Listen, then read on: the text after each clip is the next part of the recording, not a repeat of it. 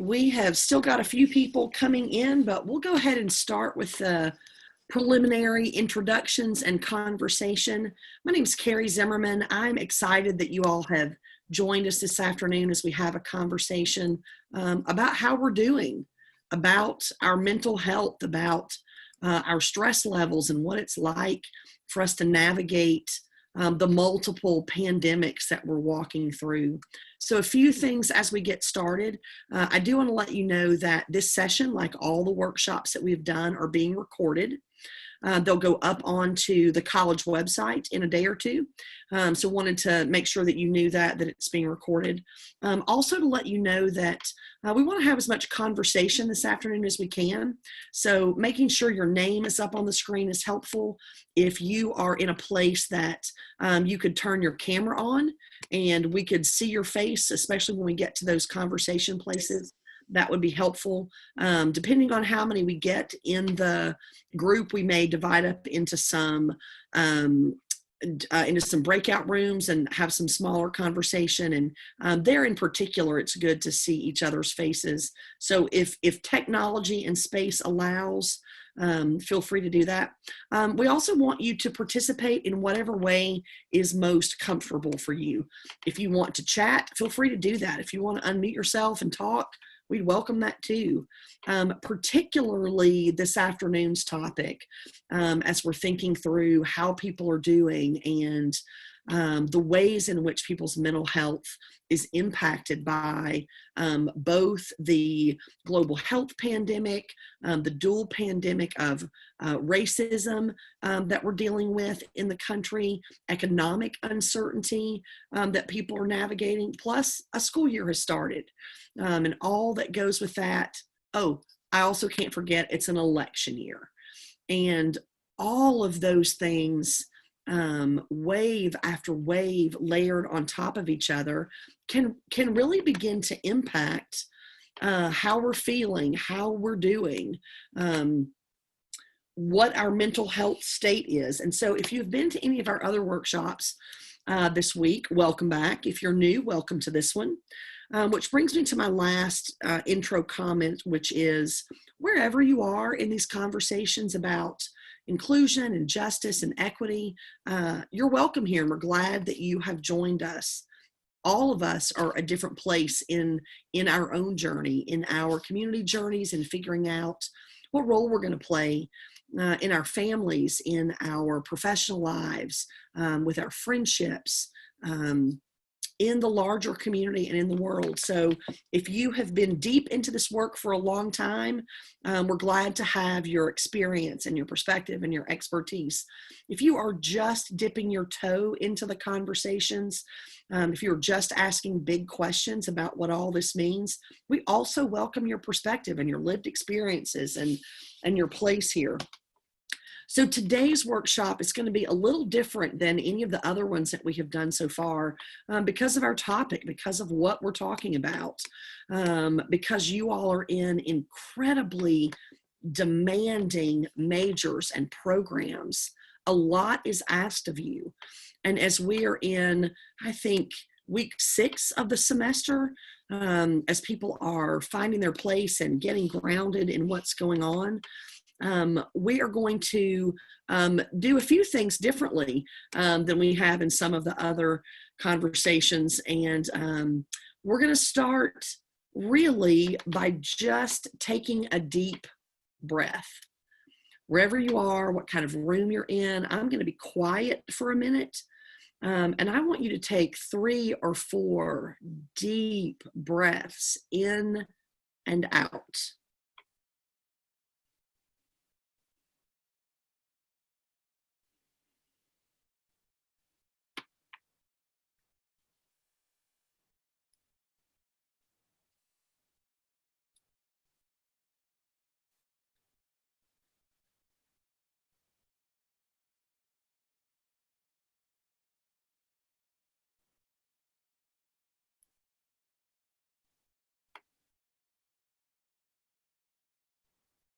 We don't have a lot of time for pause, for quiet, for listening, even seeing where all of you all are right now as I look at everyone's picture work is happening. You're in classes, in your houses, and you're in studios, and there are people in cars and walking across campus and going from place to place. Technology has allowed us to take our work with us everywhere, to never shut down the information that's coming at us, to never turn off information and experiences. And that can wear on us. That can really bring us to a place of actually forgetting to breathe. As a person who has these conversations and leads workshops frequently, I realize that I often forget to do things as simple as breathe. Right when I said to you all, hey, let's take 3 or 4 deep breaths, I actually thought to myself, oh, I really need to do this. You get kind of geared up for what's next, whether it's a presentation or a test or working on a project, and we lose the ability to be in touch with our brains and our bodies and our souls and our hearts and our spirits. And it is impacting us. We're all being affected by what's happening around us. And I know most of the people in our group this afternoon are students in different levels, whether you're first year or 5th year or post-bac or a grad student. The pressure is real for what you're doing and the work. And particularly in architecture and design and planning and landscape architecture, there can be a push for perfection. There can be a real push for getting things right and being the most creative and having the most innovation, and that also can wear on you. So just even thinking about the types of degrees that you all are seeking, there's added pressure there. These are tough majors. And so as we think through today, we're going to talk through our own sense of wellness, our own sense of well-being, but also talk about some statistics about what's happening in the country, particularly with people your age. We're going to use the CDC big survey they did this summer and look through some of those statistics. But as we go through this afternoon, don't forget this first image of breathing. This is a picture of the Smoky Mountains between North Carolina and Tennessee. This is a happy place for me, these foggy, misty mountains, and sometimes even just seeing this kind of quiet stillness helps me find some quiet and some stillness. So if at any point in the rest of our conversation, you need to turn your camera off, take some deep breath, lie down on the floor, you do whatever you need to do in order to be well in this moment. So because art and creativity and creation is so important to what you all do, we're going to use, this is not my art, let me be clear about that. These are some watercolor crafts and drawings that an artist who goes by the tag Revelatory on Instagram. She has some beautiful watercolors that she uses to express her thoughts. And we're going to go through a series of these because she's done a really beautiful job of talking about where we are right now in the pandemic and thinking about what it's doing to us physically, emotionally, mentally. So I wanted to make sure that I gave a shout out to her and her work, and you can see it there. It'll be on each one of the screens what her Instagram tag is. So at some point in middle school or high school, you talked about Maslow's hierarchy of needs. And it's this pyramid that talks about, you have to have the foundation first, and those tend to be physiological needs. If we don't have food, water, warmth, and rest, we're not going to get to the other pieces. We're not going to get to safety where we have health and resources and security. We're not going to have a sense of belonging, friendship, community, love, intimacy, our respect, dignity, sense of feeling seen, our sense of self-esteem, and then finally, self-actualization, which is realizing your full potential. So there's your high school review of Maslow's hierarchy of needs quickly. So this is where we're going to start in actually thinking about our bodies, our community, where we are right now in this pandemic. So the idea that these higher needs can't be met unless your lower needs haven't been met is absolutely true. unless you feel like you have got food, shelter, health, water, air, we're back to the breathing again, then we're not going to get up here to meeting your full potential, to being successful, to navigating difficulties. So here's where we actually are. Unemployment and economic damage threaten the psychological needs of so many people in our country and around the globe right now. We can't ignore the economic impact of what's happening. People are struggling with housing, with food, with safety, with security. So even though you may be in a place where you have those things, if the bottom of your pyramid is being taken care of, not everyone does. And even if that base level is taken care of for you, 2020, the year from hell, has been wreaking havoc on our needs, all of them, every one of them. I'm going to go back to the pyramid a minute. It's not just about food, water, warmth, and rest. 2020, with all of its nastiness, is impacting everything. Health, clearly. We've passed the 200,000 mark of people who have died from COVID-19. People have lost jobs. There's anxiety and stress about the future. We don't feel secure. We don't feel safe. I have said in previous conversations this week that I feel like I'm gearing up for battle when I go to the grocery store. It's like, all right, mask and hand sanitizer, and I'm going to go for 3 weeks, and I don't want people to walk near me, and I'm getting the milk out of here and get off my back. And it feels like if someone comes at me in the grocery store and they're not using the one-way aisles like they're supposed to, or somebody sneezes anywhere in my vicinity, it adds to this sense of 2020 wreaking havoc on our needs. It's ways we would not have anticipated. It is touching everything from sports to how schools are run, what our jobs look like, where money is coming from. Some of you have had plans to travel be disrupted. Your study abroad experiences have been shifted.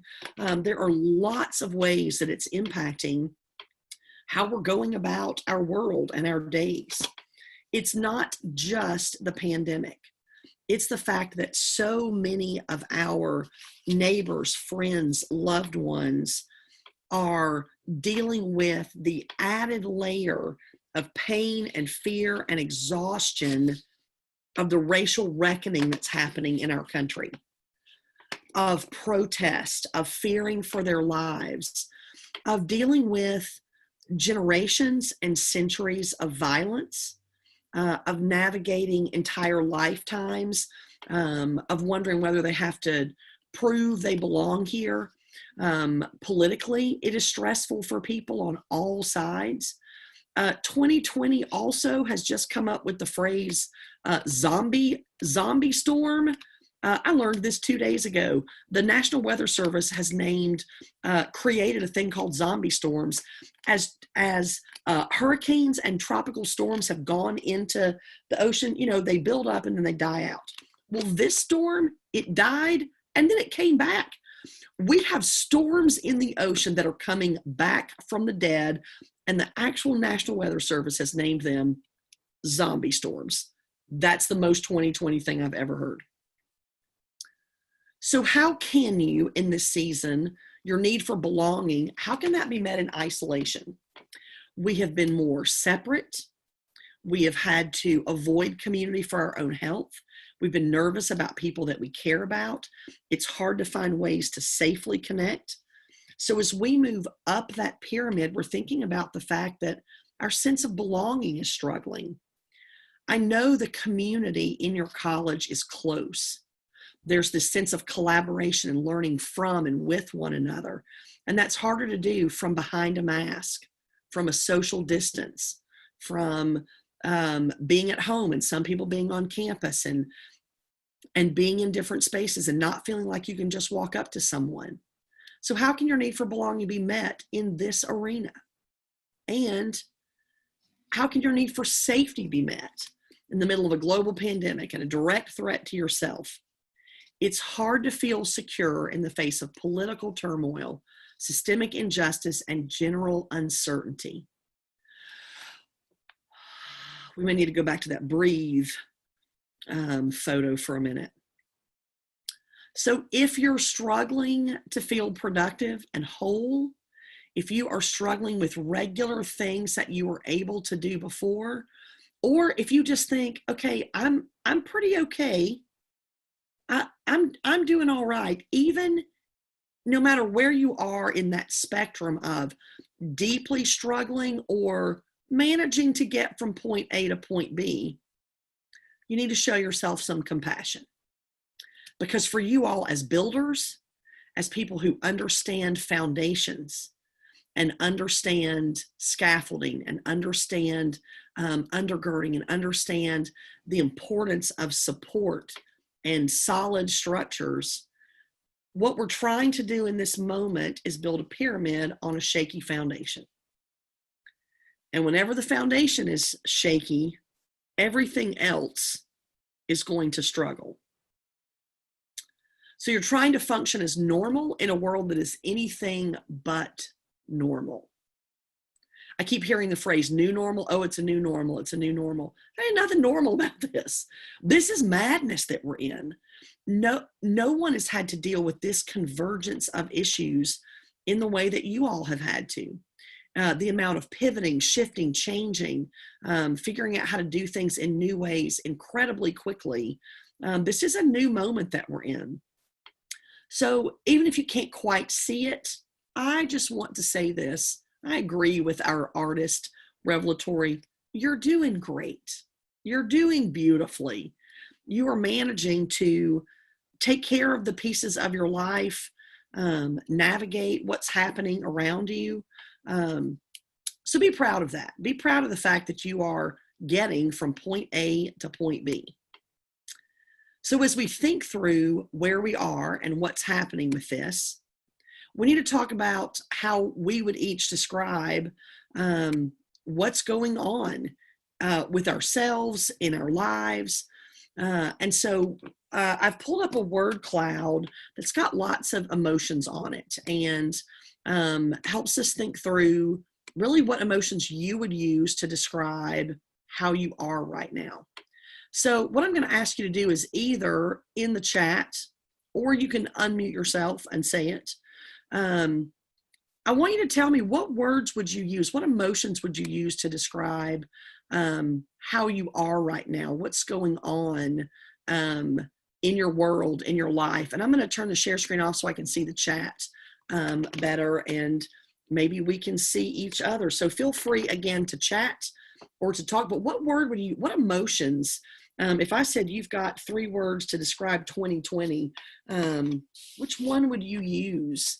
What words would you use to describe how you are or how the world is right now?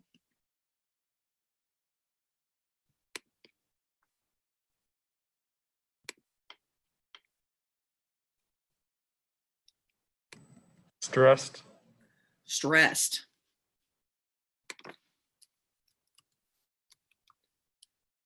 Stress, anxious, drained, overwhelmed, unbalanced, frustrated, cautious, chaotic,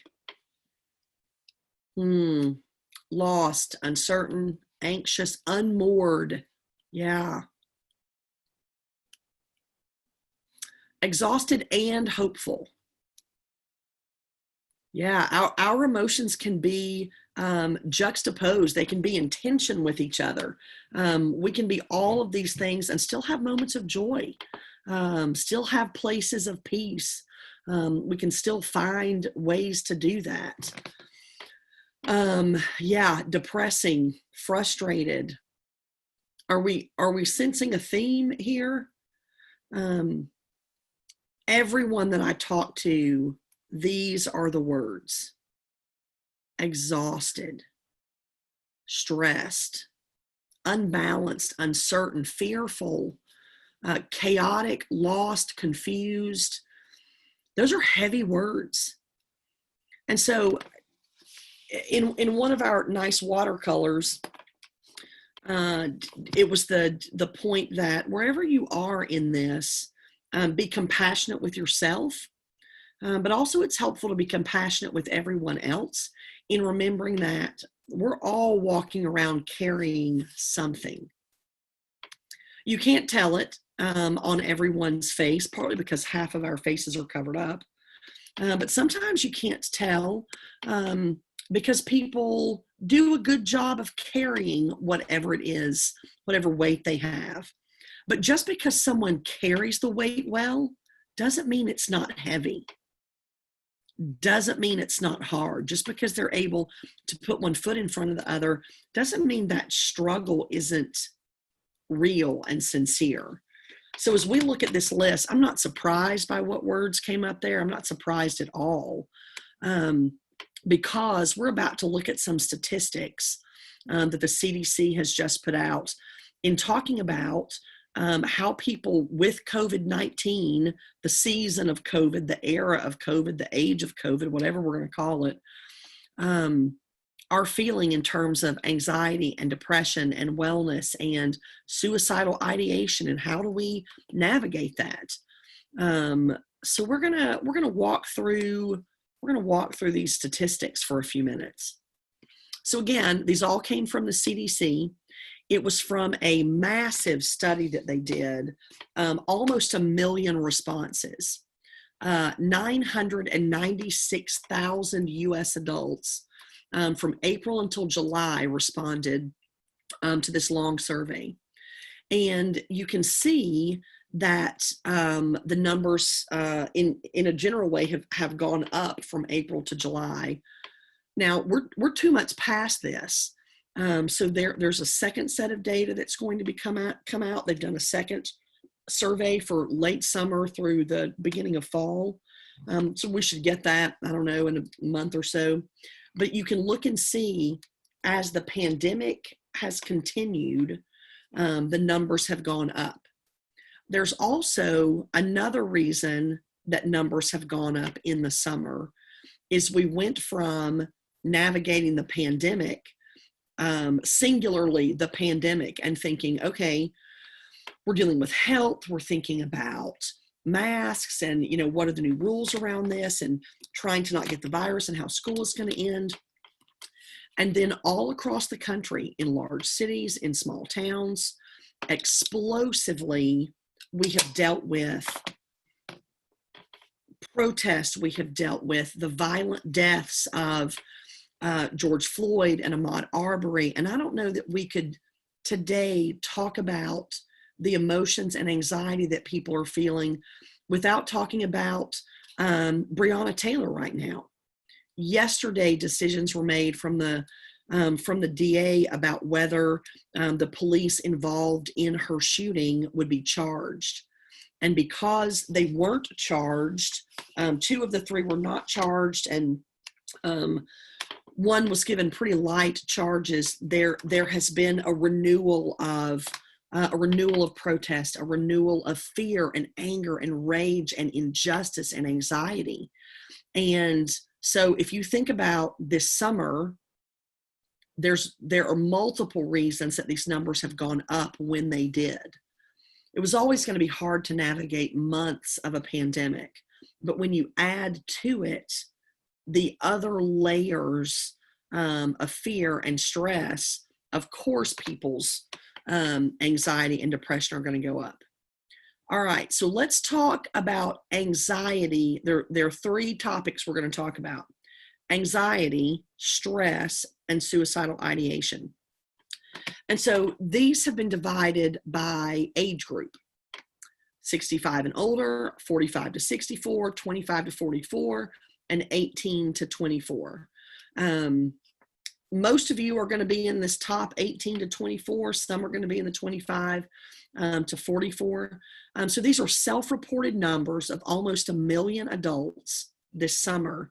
And if you look at, it's over 50% of people in the 18 to 24 age group who reported, I'm having symptoms of anxiety.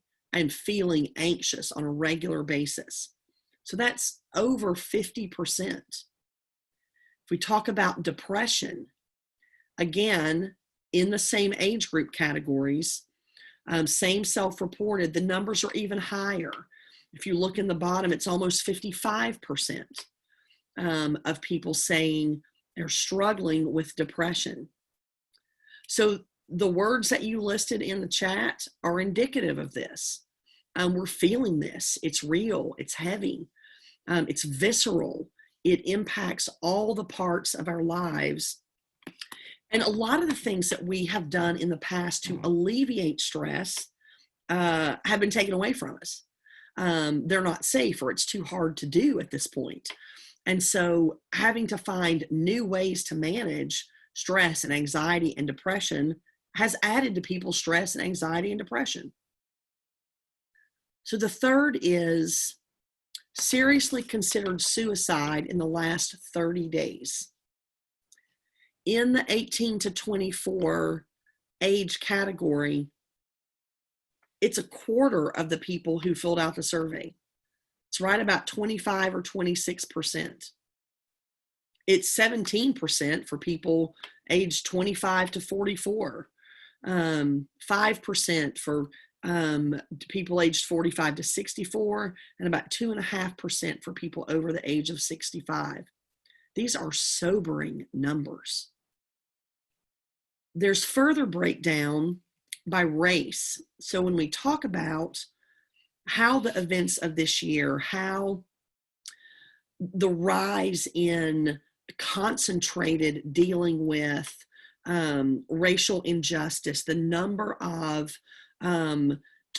murders that have happened, the lack of access to health care, it has just been building and building and building. And we know that both people who have been infected with COVID-19 and deaths of by COVID-19 are higher in communities of color. Both sets of numbers are higher for people in minority populations. So when we look at this by race, so these are the same three topics: anxiety, depression, and suicidal ideation. It's divided by white, non-Hispanic, black, non-Hispanic, Asian, non-Hispanic, Hispanic, and other races or multiple. Again, for anxiety, the numbers are pretty high. Asian has the smallest number at about 15.5%. But then if you look at Black, Latinx, multiple races, it's higher than white and Asian. When we get to depression, same thing. Numbers are higher for communities of color across the board. Black, Indigenous, people of color, higher than white and Asian in both categories. Let's look at the suicide ideation numbers. Again, much higher in Black and Latin groups, much higher. Again, sobering numbers. So the issues that we're dealing with, they're not just about the pandemic. They're not just about health. They're about everything that's happening in our country. And it makes me just kind of do this, looking at those numbers. Again, it's heavy. We should be worried about the people that we care about and each other and ourselves. And so as we think about these numbers and we think about how we're doing as a people, as a team, as folks who are working together, the questions we want to ask then are, all right, if this is the reality of where we are right now, what do we do? We've sort of gone through okay, you all have listed these words about how you're feeling: anxious, drained, overwhelmed, exhausted. But also there's some hopeful in there. Some magnificent things have been built and created and born out of this season that we're in. Matisse said, creativity takes courage. And the creative work that you all are doing, it always takes courage. but we have some different barriers set up, some different barriers that we're chasing. Lots of us have had a deep love for Mr. Rogers and think about him as a calming soul. And so I've always appreciated this statement of his. When I was a boy and would see scary things in the news, my mother would say to me, look for the helpers. You'll always find people who are helping. And I, have clung on to that and thought there are always people who are helping. There are always people who are reaching out, working to make a difference, to do something to help better people's lives. And so, as we think about this, and I found a little Mr. Rogers picture, I realized that one of the reasons that this season that we're in, that this moment that we're in, is because the helpers are also struggling. There is not a group of people that aren't also dealing with the pandemic. Now, it's always stressful starting a new school year. Again, whether you're a fifth year or a first year or a grad student, building a new community, there we as educators, we know the cycle of that. We know what happens in the first semester. We know how people connect or don't connect or struggle and in what areas. But this year, everyone is dealing with their own set of how do we navigate this? And so it's about finding people in whatever area that you're in, checking on them, seeing how they are. We're going to talk about some actual steps that we can take to look out for one another and help each other and navigate this. But what we're going to do right now is I'm going to put us into some small groups for just a minute. So this is a moment where if you can turn your camera on and see and talk to the other people that are going to be in your breakout room, do that, because here's the question I want you all to talk about when you get into your breakout room is what is the biggest need that you have right now in terms of feeling more mentally well? What's the biggest need or what's the biggest barrier, that's keeping you? What would be most helpful to you, outside of the pandemic ending? But what is it that you're missing? What do you need? Where is it that you would like to have a change made? And I realize this requires some vulnerability. It requires some honesty. It requires some acknowledgement that all of us are in this together, that all of us are carrying this weight of the season that we're in. And so just think about that, what you'd be willing to share about how you're doing or what would help you, what would be good for you in this moment. It could be a simple thing. I had a friend during this morning session. He lives way across DC, and I see him out my windows today, and he was dropping off a big old container of homemade cookies. I didn't ask for him. I didn't know he was coming, but I was like, oh, a good cookie will help some things. So think about, what would bring you joy or peace or help you in this moment. And we're going to have that conversation for just a minute. So I'm about to put you into some groups. There'll be 5 or 6 of you in a group. Spend about, 5 or 6 minutes having this conversation. I'll call you back into the room when it's time. You'll get a little notification. When you get into the room, make sure you introduce yourself to each other. Even if it's a person that you think, oh, we sit next to each other in studio, or I pass you in the hallway on a regular basis and should know your name by now, but I really don't. This is the time to learn people's names who are in your group. So again, what's a need that you have right now in terms of your mental health and wellness? What would help you? And just get to know each other a little bit. I'm sending you to your rooms. All right, you've been invited to join your rooms. Just click on your room.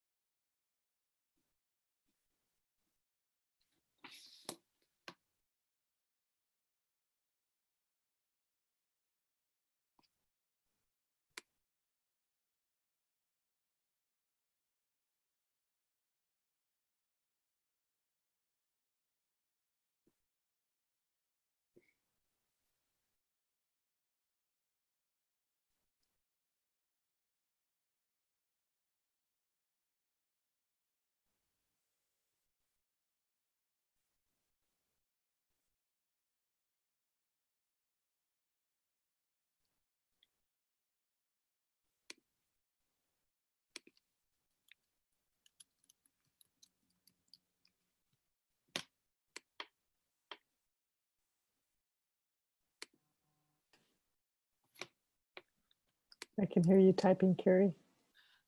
Type, type, type, type, type.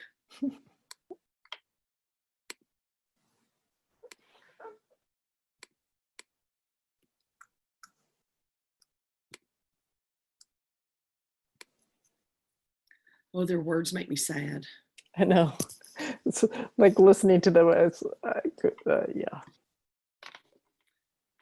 It's hard. It's everybody's feeling this. For a Hispanic, the thing I miss the most is the hugs. Yes. Yeah. It's hard not to touch the students and hug on people that you love, and yeah. Yeah, I think that physical loss for people is real. That, you know, to just be able to wrap your arms around somebody, and yeah, that's tough.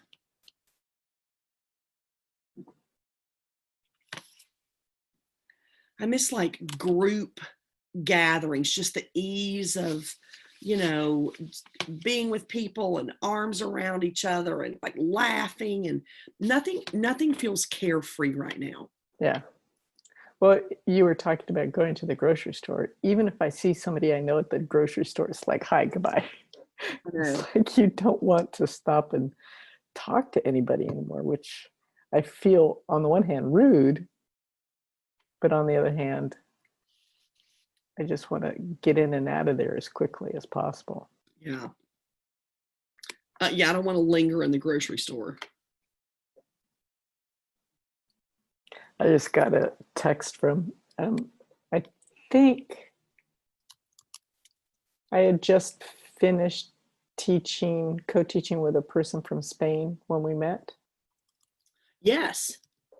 And I hadn't heard from her because I've been, you know, like periodically sending her a text and just making sure everything's okay since Spain was so bad. Right. And when Spain went really bad, I had sent another text to make sure that they were still okay. And I hadn't heard anything. So I'd sent another text just 2 or 3 days ago. And she just sent a text saying that her husband just got tested positive today. Ugh. And he has not strong health. So that makes me sad. Yeah, you know, I mean, globally, the numbers are high. Everywhere, there's not going to be no place is safe.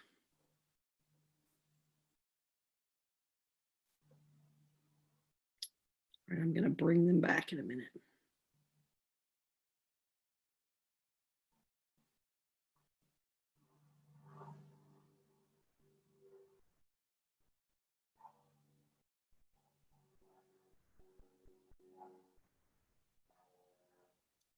It's interesting when you do breakout rooms and you've only been able to see names and you're not sure if it, but when they immediately are like, oh, they're here, they're paying, they're here. Or you find out quickly who's not. Yeah. All right.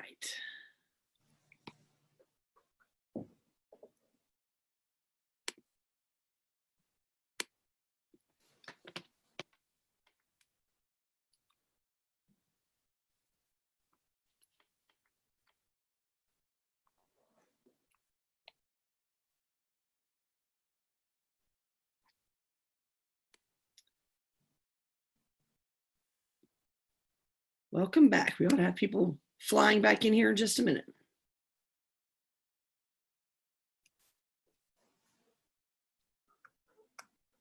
They're not flying yet.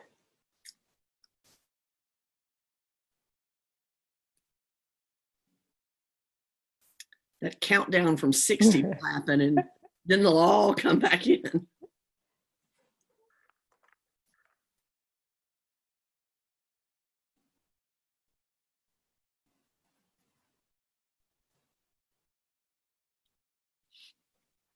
There we go. There it is.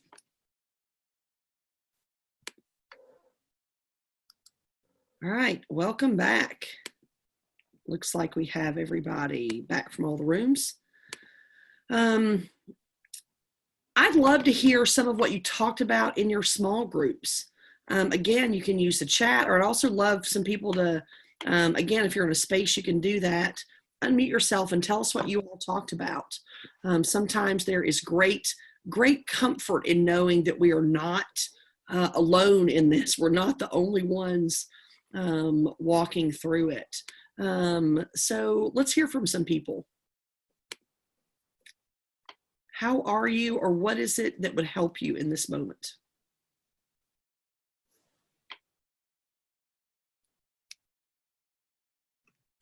One of the things that my group talked about was like, it's like the little things like cleaning and stuff like that, and things that can make us feel like we have some sense of control over our lives can be really helpful, like taking 5 to 10 minutes or like staying up maybe later than you should to clean and feel like you're doing something that you're doing with your own time can really like give you a sense of kind of empowerment, I guess, when you don't know anything else that's going on.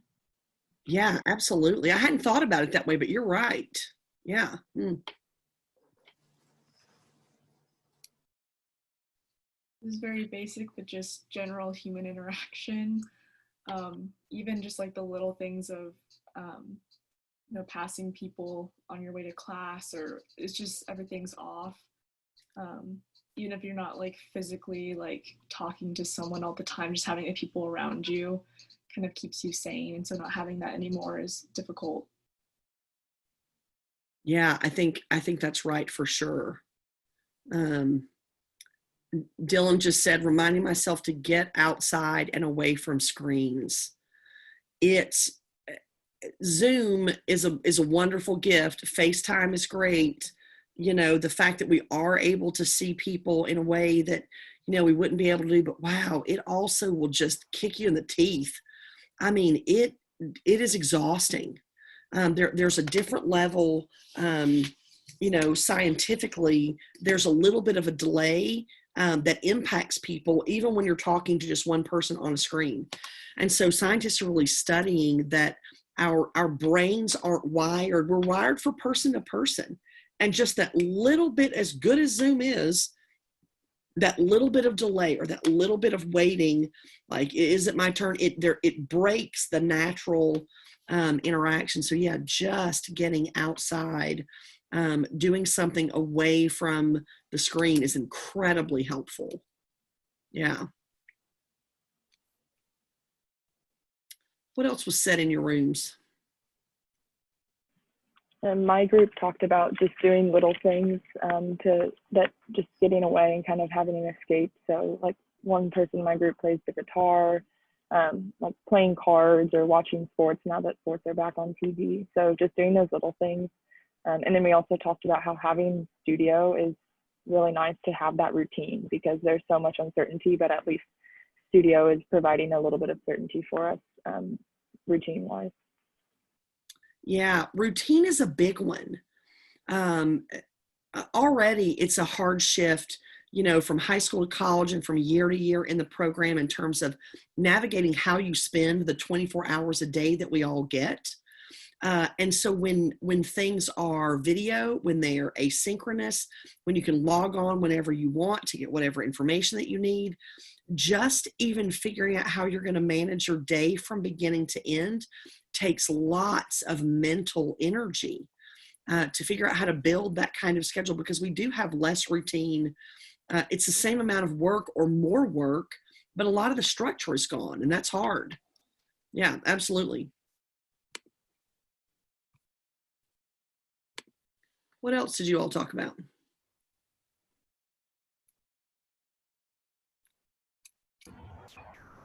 I brought up that I'm sleep deprived, and I have been for months, and that erodes your mental and emotional function. I need sleep. It does. Yeah. Anything else anybody wants to share from the group, either that you told your group or you didn't get a chance to say but want to hear? Type it in the chat or say it.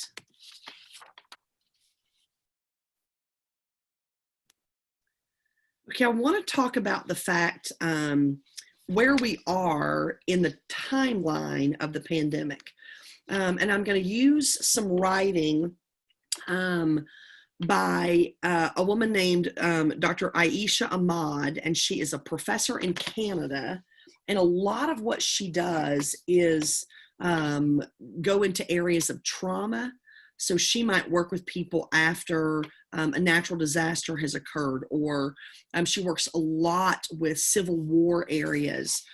She's traveled all over the world. She's worked in the Middle East. And she has done so much work in trauma care, in the psychology of navigating stress and anxiety. And I'm going to pull a screen up here for us to just see a pretty picture. And I'm going to read you what she wrote about where we are in the time frame of this year. The time frame, we're at the 6-month mark.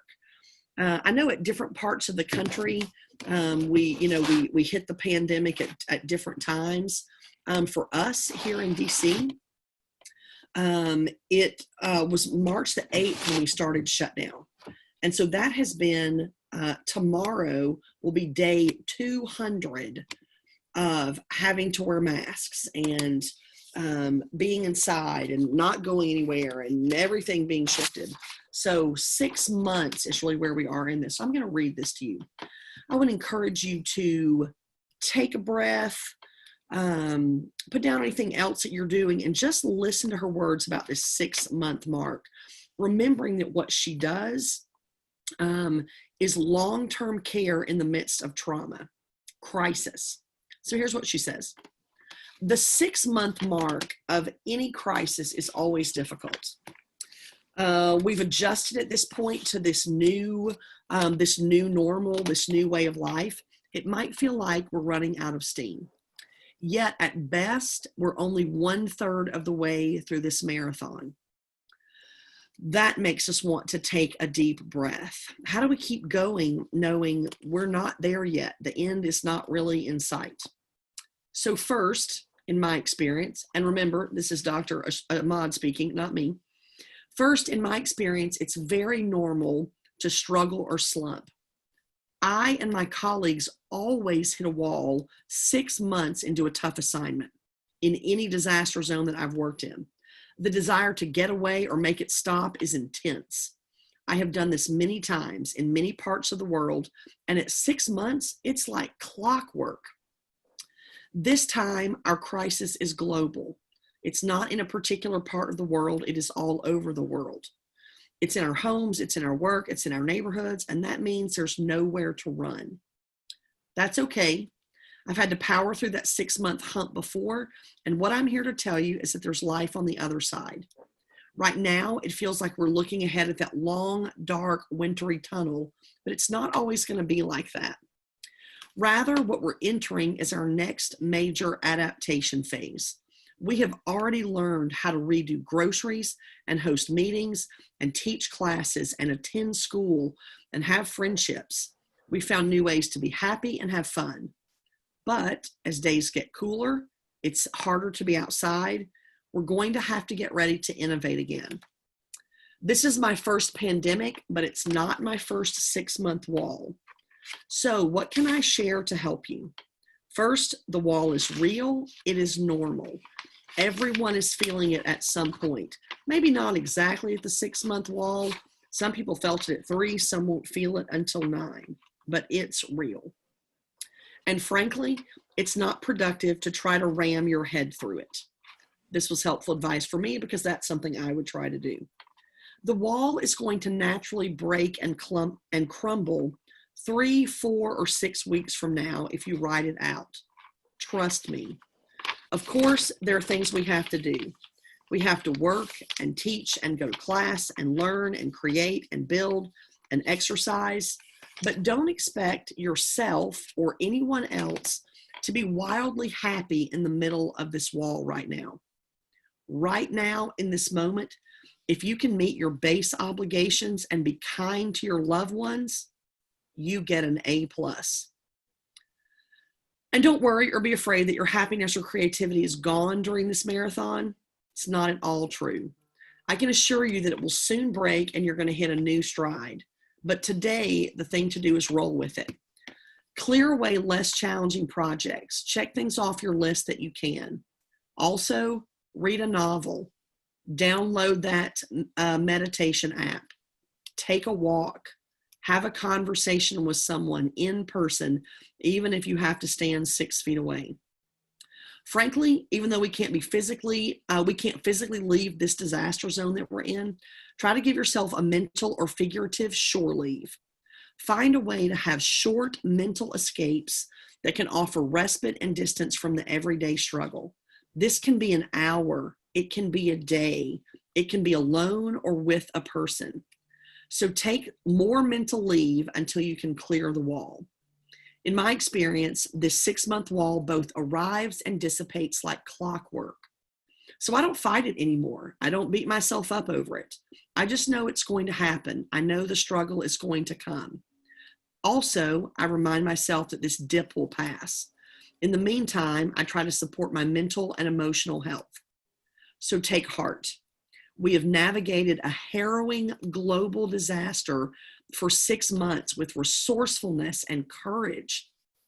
We have already found new ways to live, love, and be happy under these rough circumstances. This is a miracle and a marvel. It's hard proof that we have what it takes to keep going. So, dear friends, don't despair at the 6-month wall. It's not permanent. It won't define you in this period of adversity. Trust that the magic that helped get you through the first phase is still there. Take a breath, pause. You're going to be on the other side in no time. Her words were helpful to me in knowing that someone who regularly walks through crisis, sees people in countryside, nation-shattering disasters, has a perspective on this. So you all are in a community, and as we think through what it is to be in this community, there's a second question I want to ask you to share with me.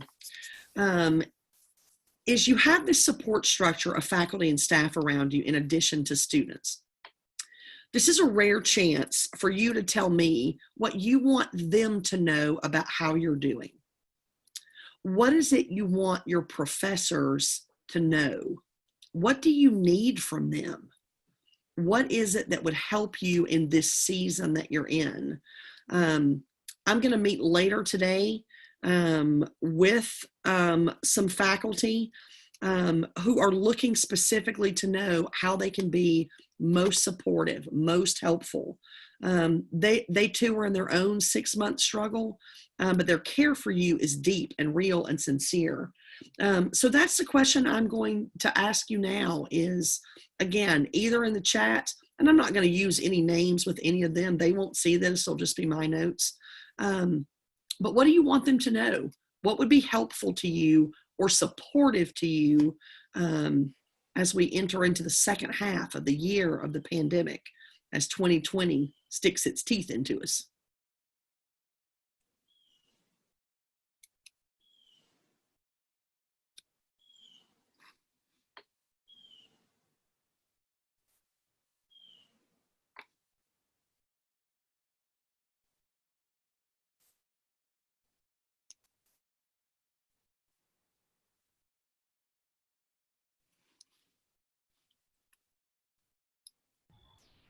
Would it be helpful if I logged off of the meeting for just a little bit? Like if students would like some privacy to talk? Oh, sure, Leslie. How about I go away for like 5 minutes? Okay. Or more? I'll let you back in. All right. Bye.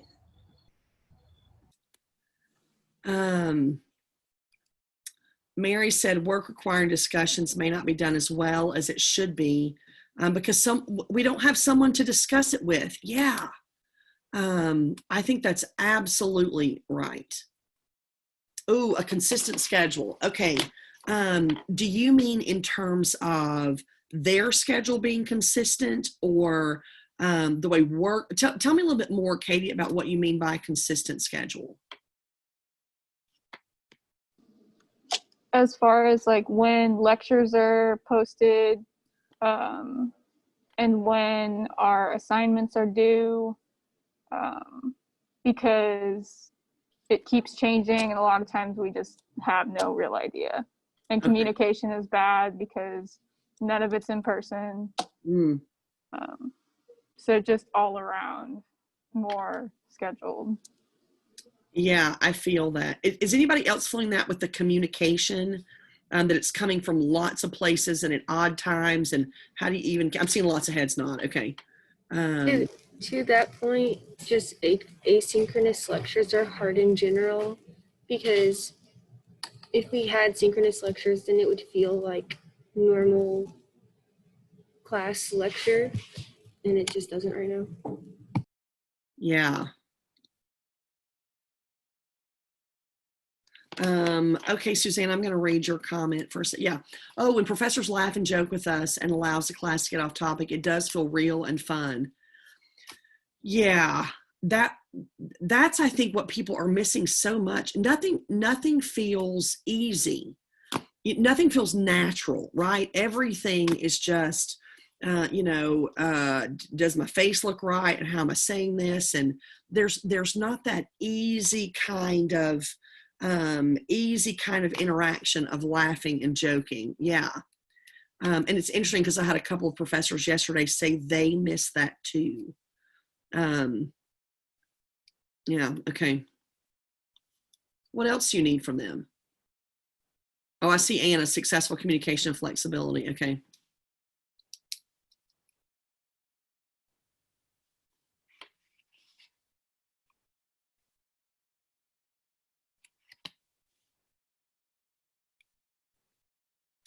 Are there any pieces that you think they're not understanding about what your life is like right now?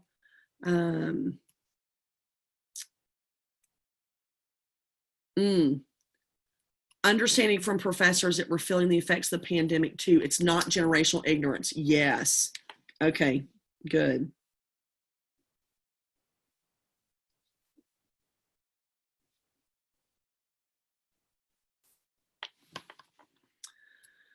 Connecting with professors and faculty that aren't currently our professors. Oh yeah. Again, just a sense of being in the building and the regular kind of casual interaction that would take place isn't there. They're not able to just check in. Do you feel like you're on your own? Yeah, okay.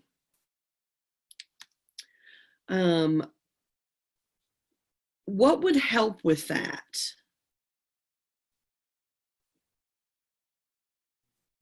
Some sort of like general, I don't know how it would work. I don't know how anything works anymore, but right. Being able to like see, because I mean our program is really small. We pass professors in the hall that we've had in the past so that we're close with. We can kind of have a conversation, or they'll come into studio and check in on us.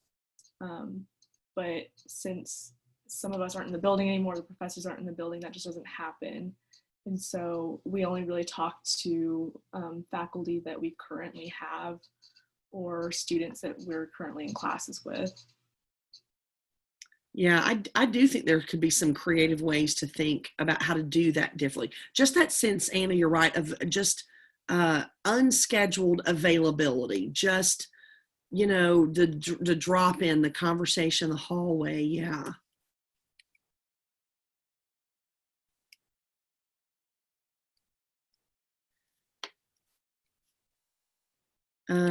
Asynchronous lectures can make me feel very disconnected from the professors. Yeah, and the other people in class. It really feels like you're watching a video because you're watching a video. Yeah, that's tough. Yeah, you lose that that sense of interaction.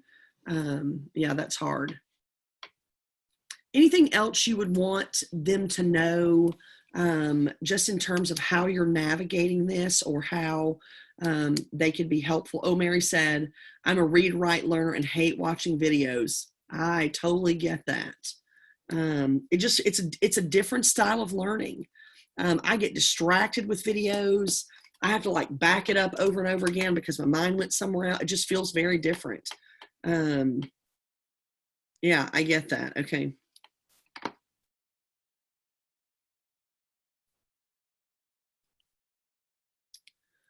Expectations. Okay. Expecting the same things from us that were expected pre-pandemic. Yeah. I'm taking notes is what, oh, you know what? I'll just save this file. I don't have to take notes. Oh yeah, no way to ask a quick question, Amanda. That's right. You can't just, say, hey, or throw your hand in the air, come over here. It's too hard to do that. Yeah. I guess something for me, I kind of had talked about it with the group earlier, but just like, when you get asked to go research something, or like it's just a very general thing and you research for 8 hours of the day and then you go on a Zoom call, it's just really fatiguing to like look at a screen for that long, but then have to do it again the next 3 days. It's just it gets hard. So it might be just in what kind of information is requested. Okay.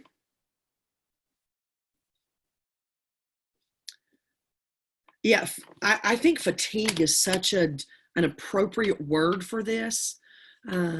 It's just that everyday kind of exhaustion, and I mean, you just feel it as it comes. Yeah, fatigue is absolutely what this is. Yeah. Any other thoughts from you all? I really, as I have this conversation later today, this late afternoon, early evening, with a group of faculty, knowing that they're feeling the pandemic too. They've been asked to do all kinds of things too. But they want you to succeed, and they want this to be a community and a place where you thrive and grow. So really, thanks for sharing with me what some of the struggles are, and where you're feeling and how you're feeling it.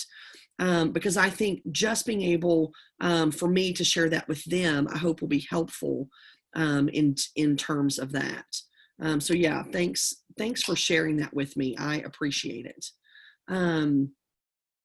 So as we finish up this conversation, and as you think about the important piece of your mental health and how you're doing and how you navigate this, I want to come back to where we started with our Maslow's hierarchy of need artwork. Education is about this build up the pyramid, right? Growing into a professional, being a human being on earth is really about moving through having our needs met. I would argue, if I were Maslow, which I'm not, and we're building this pyramid, I think belonging is too high on the list. I think a sense of belonging and community is as important as safety, because it is part of safety. I think it becomes as important as the air we breathe, as the food we eat, in terms of our connection to each other. So getting to this sense of self-esteem, this sense of being your best self and living the life that you've dreamed about, that piece of belonging to me is one of the foundational pieces of information about this. And so for you all, what we want for each other and for ourselves is that in this season, the acknowledgement that this is hard, and just know that for each other and from each other, that this is hard. Be kind to yourself. Offer some grace to each other. Also, it's important to tell the people around you what you need. Nobody's a mind reader. And we also are losing like half of our visual sense of even someone's facial expressions. And so this is a caring group, a caring community that you're in. And sometimes there are people willing to help, but they don't know that you need it. And so there is no shame, there is no fear, there should be no guilt in saying, I'm not doing okay right now. It is okay to not be okay. It's okay to just say, this is incredibly difficult right now, this day, this season, this month, this project, this relationship, whatever it is. At the university, there is also layer upon layer of professional help available. You're already in a tough major. You are in fields that require a lot of you. You're working hard, you're juggling jobs. We're also dealing with the economy and politics and racial injustice and a global pandemic. And that's a lot for anyone to carry. So I want you to know that I see that on your faces today. I can hear it in your voices. I know the weight of this struggle that you have. I hope that you'll continue to reach out to each other and to your professors, but also know that on campus, there is counseling available. There are people willing to listen. There are also national hotlines and warm lines. And as we look back at those numbers of people in your age group and how high they are in terms of anxiety and depression and stress and suicidal ideation, I want you to know that you are never alone in this, that there is always hope and there's always help. So wherever you are in your own sense of mental health, know that you're walking this path with so many other people beside you, even if you haven't become aware of that yet. So as you continue to plug away at your work, to try to connect with each other, know that all of you together are walking this journey step by step together, and that you've got an army of faculty and staff ready, willing, able to reach out and help you. So raise your hand, ask them, tell them, reach out, whether it's a personal issue, whether it's a family issue, whether it's something about your course. Do not struggle in silence. Don't struggle alone. You're too valuable. You matter too much. Your life and gifts and presence and perspective are too important.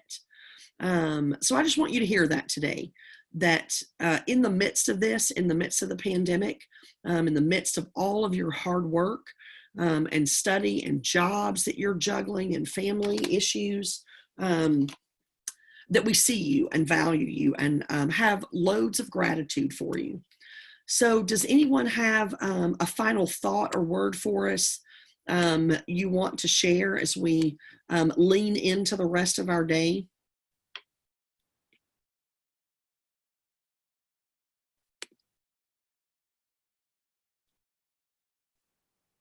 Okay, breathe deeply. Get out of whatever room you're in. Go outside and up the oxygen level in your lungs. Take someone with you. Eat a good meal. Move your body. Limit the technology that causes you stress. Seek things in your life that bring you joy. Look for peace. Don't feel guilty about taking any moment for yourself. And ask the people around you how they are. Wait for the answer. Offer yourself to them to help, and that will come back around as you all continue to build this community. Thanks for being here today. Thanks for your honesty and sincerity and vulnerability. I really appreciate everything that you said. I have taken lots of notes, and I'm going to be sharing the things that you said with the faculty, and hopefully as you all walk together through this, we'll find some creative ways to make some of that happen. So thanks very much and have a good evening. And I hope to see you in person at some point in this life journey that we're on. Maybe I will make my way to Manhattan, Kansas, or, you should come to DC and wander around the monuments. All right, thanks. Enjoy the rest of your day. Thanks, Carrie. Thanks, everybody.